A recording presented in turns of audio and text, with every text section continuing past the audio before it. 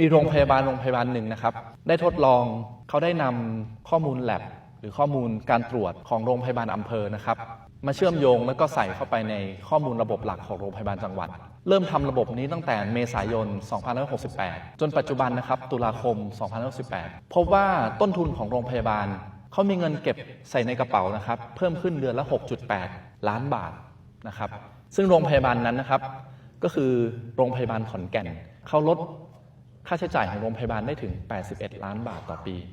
สิ่งที่สำคัญนะครับถ้าเราพูดถึง AI เราจะได้ยิน2คำหลักๆก็คือเรื่องของข้อมูลกับโครงสร้างพื้นฐานของข้อมูล AI เป็นเครื่องที่เราจะใช้มาขยายศักยภาพของการให้บริการ AI ไม่ได้มาทดแทนการทำงานของมนุษย์นะครับ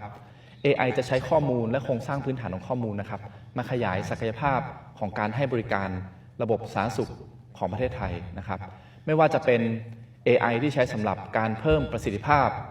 ของการรับบริการนะครับลดระยะเวลาการรอคอยเพิ่มการเข้าถึงนะครับ AI ที่จะมาช่วยเพิ่มความเท่าเทียมให้กับการรับบริการนะครับให้พี่น้องประชาชนสามารถเข้าสู่การคัดกรองโรคได้มากขึ้นลดช่องว่างการให้บริการเรื่องของคุณภาพนะครับระหว่างภาครัฐกับภาคเอกชน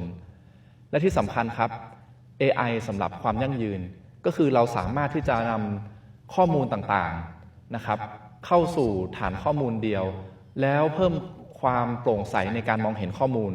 สิ่งนี้นะครับก็จะช่วยโรงพยาบาลหรือระบบสปสช.ของพวกเรานะครับในการประมาณการตัวเลขที่สำคัญเพื่อออกแบบระบบการบริการของสาธารณสุขที่ถูกต้องนะครับสิ่งที่ผมอยากจะชวนทุกท่านมาคิดในวันนี้นะครับอยากให้ทุกท่านมองถึงสิ่งหนึ่งครับเป็นถนนเส้นหนึ่งเป็นถนนเส้นที่ประเทศไทยเรายังไม่เคยมีนะครับผมเรียกถนนเส้นนี้ว่า One Road One Road เป็นถนนที่เราจะรวบรวมหรือเชื่อมต่อข้อมูลของหน่วยบริการสาธารณสุขไม่ว่าจะเป็นโรงพยาบาลต่างๆเข้ามายังถนนข้อมูลเส้นเดียวของประเทศนะครับมีประเทศหลายๆประเทศที่ทำสำเร็จนะครับยกตัวอย่างก็คือ X Road ของเอสโตเนียหรือสิงคโปร์เองนะครับที่สามารถที่จะ